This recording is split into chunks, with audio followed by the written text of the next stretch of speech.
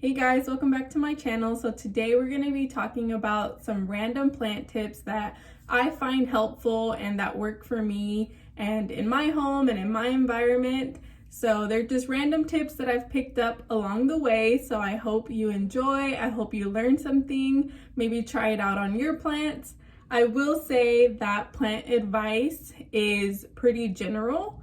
It does depend on your home, your environment, your humidity levels, where you live in the world. There's so many factors that come into play. So you're more than welcome to try these things out. It's just what works for me and my plants. So let's get right into it. Side note, it is still 90+ degrees in Houston, Texas, but I love my sweaters, okay? So I'm gonna wear them when I can. So jumping right into the first tip, we all love full plants. Well, I love full plants. So there was something that I noticed that was going on with some of my fuller, bigger plants, and they were just, as they were growing out and as they were becoming binding plants, they were losing some of the fullness on top. And that also has to do with like the light that you're giving the plant. So if they're not getting as much not direct light, but if they're not getting as much light on the top portion of the plant, then it does tend to go a little bit sparse. So one trick that I've picked up along the way that I have found amazing results with, and I'm gonna insert my lemon lime philodendron that I use this method on, and the top part of that plant has put out so much new growth. I'm constantly showing it on my Instagram because it just amazes me how much new growth is coming out specifically from the top. Like there's always new shoots now. And it's been about 2 months since I did this trick. So it's called the pin method, the bobby pin method, however you want to put it. But essentially what you're doing is taking longer strands of the same plant and pinning them back on top of the soil where there's an aerial root, so that aerial root has the moisture and the nutrients from the soil to put out new shoots. So I'm gonna show you an example with my heartleaf philodendron and like kind of how you would do it, but you can use anything. I specifically did use hair bobby pins to do this, but there is garden tools like floral pins and other things that you can use to do it. This plant is very lush in this area and it's binding and trailing now. And I don't know if you can tell, but like there is some balding now in this area. So if I really wanted to promote new growth back on top, what I would do is take a strand. So I'm gonna take a longer strand. So just like if you were to take propagations, this is the part that's important, right? Where there is a node in here too. So this is the leaf, this is the stem, this is the node, this is the internode. So what I would do is grab this, place it like on top, but I would pin it specifically where there is a node, and I would just leave it there. So it's not gonna do any damage to your plant. I did it with several of the vines from the heartleaf, from the lemon lime philodendron that I have in the back. So if I was to show you with like this long example, right, I would pin it here into the soil. So essentially this is the soil, lay it down flat and pin it. It doesn't have to be super harsh or in there, but just enough so that these nodes or aerial roots will begin to grow and promote new shoot outs. So that's the goal with it. And the reason that I did it with that plant was because you can see it, it's back there, that I knew I wasn't gonna have it full all the way around. So for example, like this plant is not full on the backside because I always have it facing this way. So this is where all the fullness is, because this is where all the sun is hitting the plant.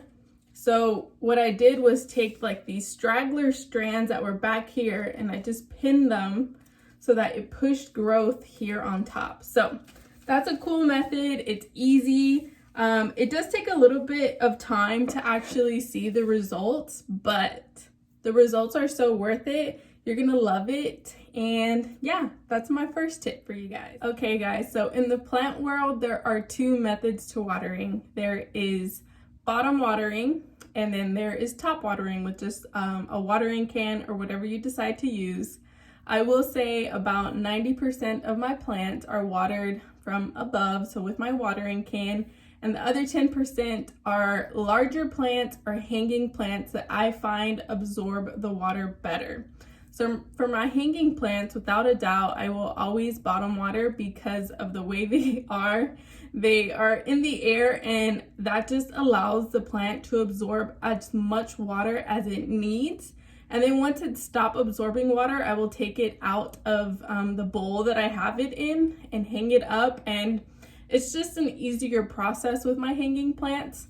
But I have also found with my larger plants, so usually with my 6-inch and up plants, I will also bottom water because I find that those plants also are only absorbing what they need versus compared to if you're top watering the plant, I don't feel that all of the areas of the soil actually are getting the water and moisture that it needs.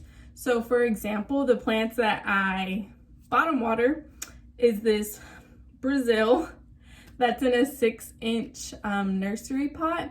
So I bottom water her because I have noticed just the soil drying out very quickly, and not all of the areas were getting the water that it needed. So the bottom watering allows it to just soak up as much as it needs, and it just stays moist a little bit longer. Same thing with my lemon lime philodendron hanging back there.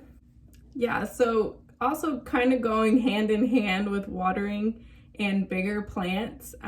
Usually the top 2 inches of soil are where fungus gnats love to lay their eggs.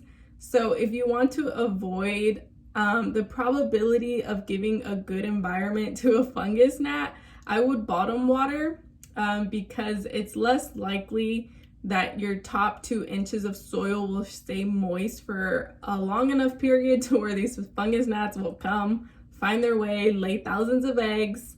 And yeah, so that's my tip. So besides hanging plants, I would highly suggest bigger, larger plants that are in 6-inch pots or up to be bottom watered, just so that they are getting the accurate amount of water and moisture, and to prevent those, pain in the fungus gnats from coming into your home and laying thousands of eggs. Okay, so that little spiel about fungus gnats kind of goes into the next one.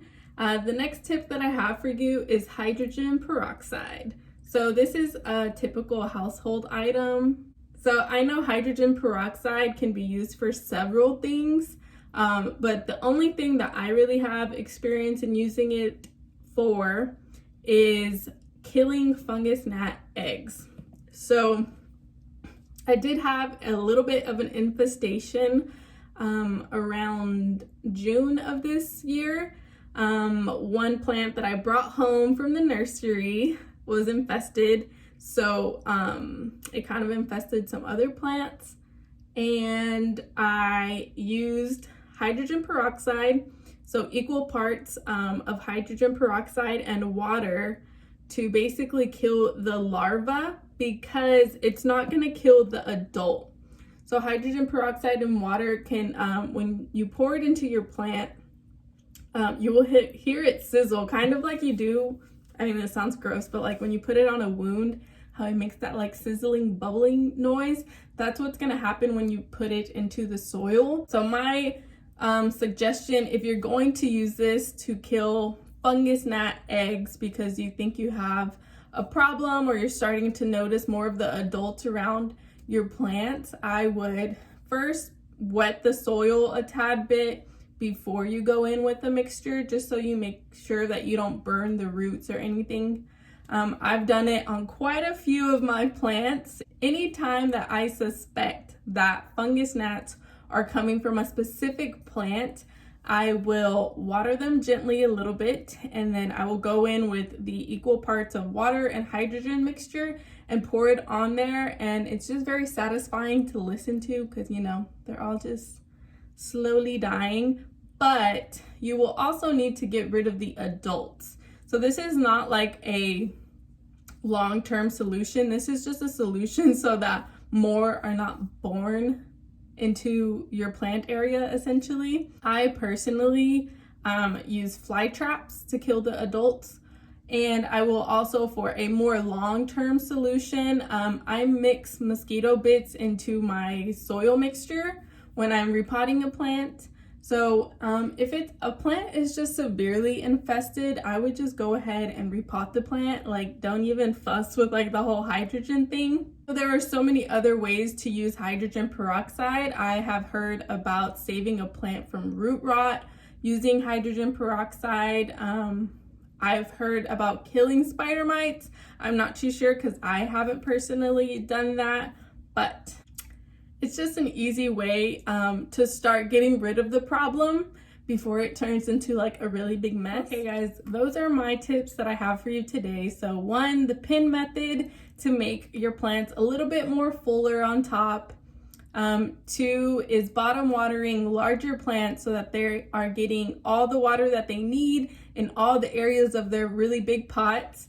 And then 3 is using hydrogen peroxide and water to kill baby larvae of fungus gnats, because who enjoys fungus gnats? No one.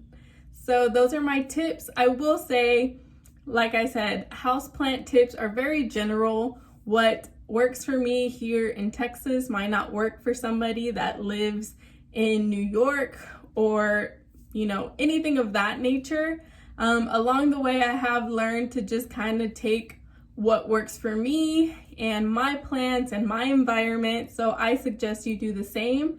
If you have any tips that you'd like to leave below for our lovely community, because we're all learning with each other, please leave them down below in the comments. I really appreciate it.